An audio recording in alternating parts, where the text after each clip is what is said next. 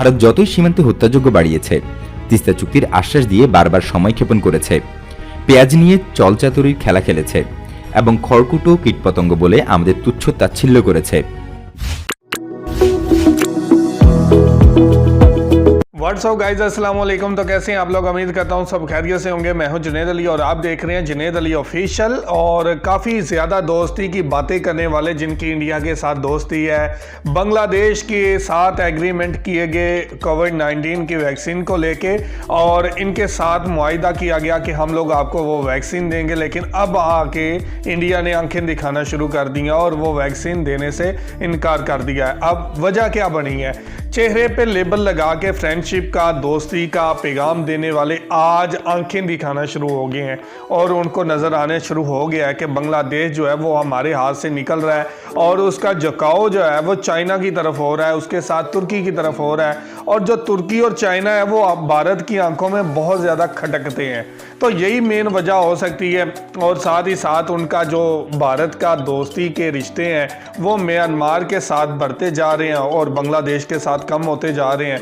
आए दिन कोई ना कोई इश्यूज़, कोई ना कोई प्रॉब्लम्स बना के, कोई ना कोई मसला बना के इनके साथ छेड़छाड़ शुरू हो गई है। पहले बंदरगाह को लेके थी, अब आके जो है वो ये इशू बना लिया है और जो एग्रीमेंट इनके साथ हुआ है उसको भी तोड़ने की बातें हो रही हैं कि हम लोग आपके एग्रीमेंट को नहीं मानते और वैक्सीन जो है वो आपको नहीं देते। इसी हवाले से न्यूज़ है। ये वीडियो में जाने से पहले आप दोस्तों से गुजारिश है, अगर आप चैनल पर नए हैं तो चैनल को सब्सक्राइब करें, साथ बने पहले आइकॉन को भी दबाएं ताकि आपको वीडियो का नोटिफिकेशन सबसे पहले मिलता रहे। चलें वीडियो स्टार्ट करते हैं। 1 2 3 गो। ভারতের ভ্যাকসিন রপ্তানির উপর নিষেধাজ্ঞায় খেপেছে বাংলাদেশিরা। শুধু চুক্তির বরখেলাপ নয়, বরং এমন সিদ্ধান্তকে বাংলাদেশিরা দেখছেন বিশ্বাসঘাতকতার শামিল হিসেবে। এছাড়াও অনেকে বলছেন এর মাধ্যমে বন্ধুর মুখোশ পরিহিত শত্রু ভারত তার আসল রূপ প্রকাশ করল। সামাজিক যোগাযোগ মাধ্যমে চলছে ভারত সম্পর্কে বাংলাদেশিদের দীর্ঘদিনের ক্ষোভের বহিঃপ্রকাশ।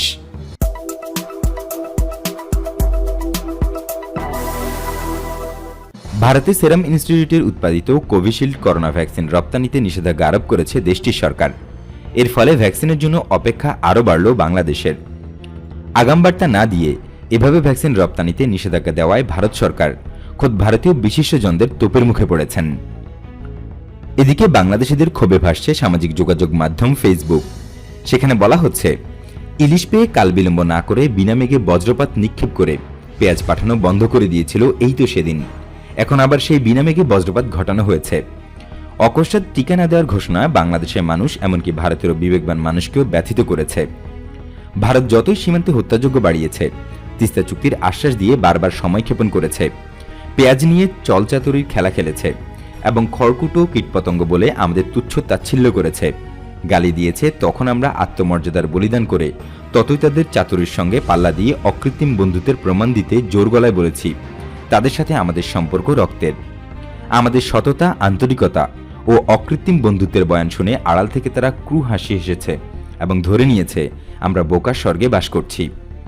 ইত্যবসরে তারা নতুন করে আরেকটি ধোঁকা দেওয়ার পরিকল্পনা করে ফেলেছে, আর সেই পরিকল্পনার কথা এখন প্রকাশ করেছে। বাংলাদেশকে এখন এমন একটা সিদ্ধান্ত নিতে হবে যাতে ভারতের সব মিথ্যার জবাব হয়ে যায় এবং বাংলাদেশ তাদের থেকেও কম মূল্যে এবং সুবিধাজনক অবস্থায় টিকা পেতে পারে। চীন ও রাশিয়ার সাথে এখনই যোগাযোগ করা আবশ্যক, আর ভারতের ওপর যে সকল বিষয়ে বাংলাদেশ নির্ভরশীল সে সকল বিষয়ের বিকল্প ব্যবস্থার কথা এখনই ভাবতে হবে। বাংলাদেশের উপর ভারত বিভিন্ন সময় বিভিন্ন বিষয়ে চাপ তৈরি করতে পারলেও বাংলাদেশের পক্ষ থেকে ভারতের ওপর কোনো চাপ নেই। তারা অবশ্যই মনে করে দুদেশের সম্পর্ক বাংলাদেশ বন্ধুত্বের ভাবলেও এটা আসলে একটা অসম বন্ধুত্ব। ইতিমধ্যেই বাংলাদেশ অর্থনৈতিক দিক দিয়ে তাদেরকে ছাড়িয়ে যাচ্ছে, এটাও তাদের একটা মনোবেদনার কারণ হতে পারে। আকারের শক্তিতে তারা বড় হলেও বাংলাদেশের মতো মনে বড় হতে পারেনি। তাদের 7 সিস্টার্স এর স্বাধীনতাকামী বিপ্লবীদের বাংলাদেশ থেকে সমূলে উচ্ছেদ করে দিয়েছে বাংলাদেশ। তাদের রাষ্ট্রীয় অখণ্ডতা বজায় থেকেছে। শুধুমাত্র এই একটি বিষয়ের জন্য হলেও তারা যদি সারা জীবন ধরে বাংলাদেশকে দুহাতে দিয়ে যায় তবুও ঋণের দায় শোধ হবে না। একটি দেশের বিভিন্ন অঞ্চলের বিচ্ছিন্ন হওয়ার হাত থেকে রক্ষা করার মতো বৃহৎ উপকার অন্য কিছুই হতে পারে না। তবুও ভারত বাংলাদেশের সাথে চাণক্য নীতি বহাল রেখেছে। বাংলাদেশকে এখন টিকার জন্য বিকল্প রাস্তার খোঁজ করা ছাড়া কোনো বিকল্প নেই। চীনের টিকা হাতছাড়া করে ভারতের পক্ষ থেকে আরেকটি নতুন অভিজ্ঞতা অর্জন করেছে বাংলাদেশ। তাই ভালোই হয়েছে। আর যাতে নতুন কোনো বিরূপ অভিজ্ঞতার মুখোমুখি না দাঁড়াতে হয় সেজন্য ভবিষ্যৎ সতর্ক থাকতে হবে। আর চীন ও রাশিয়ার কাছ থেকে বা অন্য কোনো সূত্র থেকে টিকার জন্য চেষ্টা করতে হবে। হতাশার ভেতর আশার আলো তো থাকতেই পারে। ভারতের এই অমানবিক আচরণ ইতিহাস হয়ে থাকবে বাংলাদেশিদের কাছে। तो जी ये थी न्यूज़ और दोस्ती का लेबल लगा के तरह तरह के मसले बनाए जा रहे हैं। अब तीस्ता रिवर को लेके इनका प्रॉब्लम चल रही है, प्याज को लेके इनकी प्रॉब्लम चल रही है, बंदरगाह को लेके इनकी प्रॉब्लम चल रही है। हर जगह पे आंखें दिखाने की कोशिश कर रहा है इंडिया और ये तरीके अपना रहा है कि किसी न किसी तरीके से हम लोग जो दहशत है अपनी वो बना सकें और बांग्लादेश को जो अपनी पावर है वो दिखा सकें। और बांग्लादेश ने पहले दिन से स्ट्रेटजी बना लिया बांग्लादेश ने और इंडिया के खिलाफ जो भी कार्रवाई है वो करने जा रहा है। और जो टैक्स छूट थी इनको अब वो नहीं छोड़ रहा और जो बंदरगाह के ज़रिए रास्ता दिया हुआ था रास्ते का इस्तेमाल कर रहे थे अपनी दूसरी साइड पे अपनी प्रोडक्ट जाने के लिए, अपनी एक्सपोर्ट को दूसरी साइड पर जाने के लिए इंडिया की प्रोडक्ट को आसाम के अंदर तक रसाई जो मिली हुई थी उसका भी गलत फ़ायदा उठाने की कोशिश की गई। जब इनके साथ कुछ मामलात साइन करने की बात आई, कुछ टैक्स डिक्लेयर करने की बात आई तो इन्होंने आंखें दिखाना शुरू कर दी कि हम लोग नहीं देते, जो करना है कर लो। तो उन्होंने भी अपनी स्ट्रेटजी बनाते हुए 2021 के अंदर बांग्लादेश ने क्लियर कर दिया कि अब नहीं चलेगी इनकी और जो हम लोग बोलेंगे हमारी ज़मीन इस्तेमाल होगी, जो हम लोग कहेंगे वही होगा।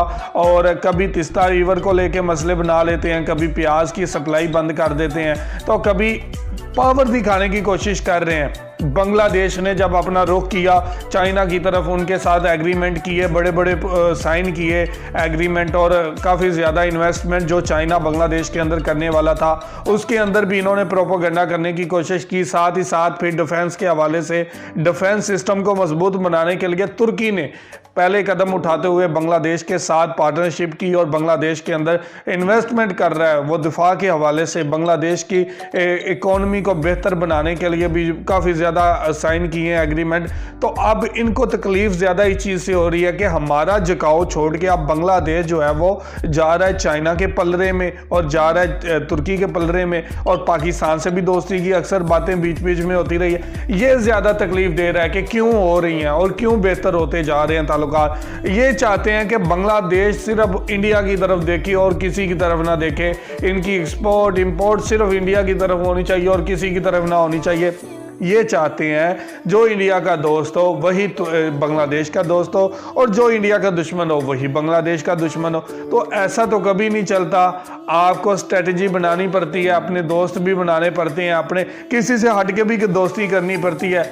अब ये जो इंडिया चाहता है ऐसा होता हुआ जब नज़र नहीं आ रहा तो वो ताकत दिखाने की कोशिश कर रहा है, आंखें दिखाने की कोशिश कर रहा है, डराने की कोशिश कर रहा है। लेकिन अब बांग्लादेश ने तय कर लिया कि अब हमने अपनी कंट्री को ग्रो कराना है तो इनका पीछा छोड़ना पड़ेगा। और सही दोस्त कौन है सही मायनों में अब पहचान करना शुरू कर दिया बांग्लादेश ने।